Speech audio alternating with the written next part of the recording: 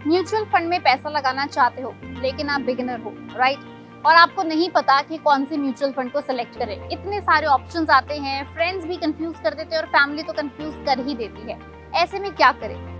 ऐसे में आप एक ऐसा म्यूचुअल फंड सेलेक्ट करें जो आपके लिए एक नहीं डबल तरीके से बेनिफिट देता हो, यानी दुगना बेनिफिट। दुगना बेनिफिट अगर आपको चाहिए तो आपको सिर्फ रिटर्न के ऊपर फोकस नहीं करना होगा, आपको अपने म्यूचुअल फंड के रिटर्न पे कटने वाले टैक्स पर भी फोकस करना होगा।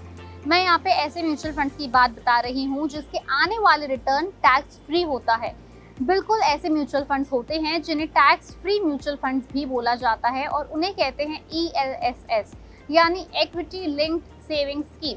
ये कोई भी म्यूचुअल फंड की तरह रेगुलर म्यूचुअल फंड होता है जो इक्विटी और इक्विटी रिलेटेड इंस्ट्रूमेंट्स के अंदर आपका पैसा इन्वेस्ट करता है। लेकिन क्योंकि इसके अंदर 3 साल की लॉक इन होती है, यानी अगर आपने पैसा लगा दिया तो वो 3 साल तक आपका लॉक रहेगा।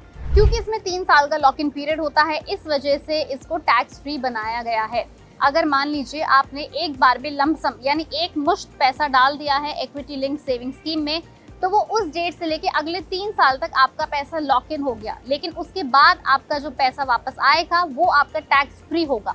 लेकिन अगर आप बीच में निकाल लेंगे अपना पैसा तो आपका टैक्स बेनिफिट वाला हिस्सा नहीं मिलेगा, यानी आपको टैक्स छूट नहीं मिलेगी। वहीं दूसरी तरफ देखा जाए तो सेबी के अनुसार ELSS फंड को अपने कुल एसेट का कम से कम 80% इक्विटी और इक्विटी रिलेटेड सिक्योरिटीज में इन्वेस्ट करना पड़ता है।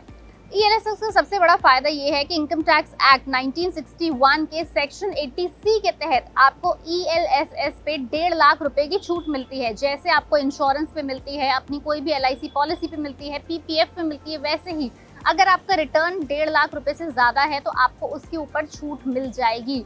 यानी कि आप जितना भी एक फाइनेंशियल ईयर के अंदर इन्वेस्ट कर रहे हैं उसकी मैक्सिमम लिमिट 1.5 लाख रुपए तक की है। सेक्शन 80C आपको 1.5 लाख रुपीस तक की टैक्स की छूट मिलेगी, चाहे आप 1.5 से ज्यादा ही कर रहे हो, मैक्सिमम 1.5। लेकिन अगर आप 1.5 से कम कर रहे हैं तो ऑफ कोर्स आपको उतने ही अमाउंट की छूट मिलेगी। लेकिन इसमें सबसे बड़ा सवाल ये उठता है कि अगर कोई ELSS के अंदर SIP के जरिए इन्वेस्ट कर रहा हो तो SIP यानी सिस्टमैटिक इन्वेस्टमेंट प्लान। देखिए इसके अंदर क्या होता है कि आपका लॉक इन पीरियड उस SIP की गई हुई तारीख से 3 साल जुड़ता है। यानी कि मान लीजिए अगर आप अभी फिलहाल सितंबर 2023 में अपनी आखिरी SIP दे रहे हैं अपने म्यूचुअल फंड ELSS की, तो सितंबर 2023 से लेके जब उसका अगला 3 साल 3 फाइनेंशियल ईयर खत्म हो जाएंगे तब आपका वो ELSS मैच्योर होगा। इसलिए ज्यादातर लोग जब ELSS के अंदर इन्वेस्ट करते हैं कोशिश करते हैं कि वन गो में एक मुश्त में पैसा इन्वेस्ट करें। ये equity fund market capitalisation, sector और थीम के बेसिस पर अलग अलग शेयर्स का डाइवर्स पोर्टफोलियो बनाता है। आप ELSS में लमसम या सिस्टमैटिक इन्वेस्टमेंट प्लान दोनों के जरिए इन्वेस्ट कर सकते हैं।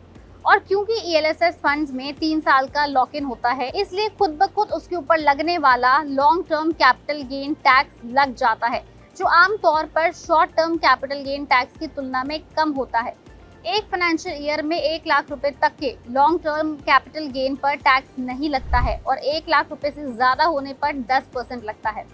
ELSS फंड में 3 साल का लॉक इन होने का मतलब ये बिल्कुल भी नहीं है कि आपको 3 साल बाद अपना पैसा वापस निकालना ही पड़ेगा। नहीं, अगर आप चाहें तो इसे लॉन्ग टर्म के लिए भी कैरी कर सकते हैं, यानी 3 साल तक तो आपका पैसा ऑलरेडी लॉक इन है। आप चाहें तो 3 साल के बाद इसे एक नॉर्मल रेगुलर म्यूचुअल फंड की तरह आगे कैरी करें, आगे बढ़ाएं और 6 साल 10 साल 15 साल जब तक आप चाहें आप इसे अपने साथ रख सकते हैं। आप नॉन स्टॉप इसके अंदर इन्वेस्ट कर सकते हैं, लेकिन कोशिश करना कि बीच में ब्रेक मत करना, अदरवाइज आपको नुकसान हो सकता है। अब हम बताने वाले हैं कुछ ऐसे 7 ELSS फंड्स जिसने पिछले कुछ सालों के अंदर 25% से ज्यादा 33% से ज्यादा तक का भी रिटर्न दिया है। सबसे पहले है Sundaram long term tax advantage fund series 4 जिसने 35.90% रिटर्न दिया है।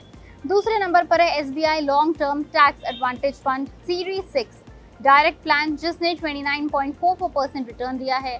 फिर आता है JM tax gain fund direct 27.89%, Samco ELSS tax saver fund direct plan 21.14%, Motilal Oswal long term equity fund direct plan 20.67%। छठे नंबर पर है white oak capital tax saver fund direct plan 20.11% and 7वें नंबर पर है Bandhan tax advantage ELSS fund direct plan 20.06%। ये सिर्फ कुछ हमने एग्जाम्पल के तौर पे आपको 7 फंड्स के नाम बताए हैं, लेकिन हम आपको यहाँ बिल्कुल नहीं कह रहे कि आप इन्हीं 7 फंड्स के अंदर पैसा लगाएं। नहीं, आप किसी भी ELSS फंड के ऊपर पैसा लगा सकते हैं, इन्वेस्ट कर सकते हैं। आप चाहें तो खुद भी अपनी रिसर्च कर सकते हैं। अगर आपको कोई डाउट हो, कोई सवाल पूछना हो तो आप हमें कमेंट सेक्शन में लिख के जरूर बताएं। हाँ, लेकिन अगर आप एक टैक्स सेविंग फंड ढूंढना चाह रहे हैं, जानना चाहते हैं, तो ELSS ही उस फंड का नाम है। बाकी उसके अंदर आप किसी भी कंपनी के ऊपर इन्वेस्ट कर सकते हैं। अगर आपको वीडियो पसंद आई उसे लाइक करें और भी बाकी सारे लोगों से शेयर करें। और हाँ, अगर आपको ऐसे और जबरदस्त रिटर्न वाले फंड की जानकारी चाहिए तो उसके लिए आपको सब्सक्राइब करना होगा पैसा लाइव।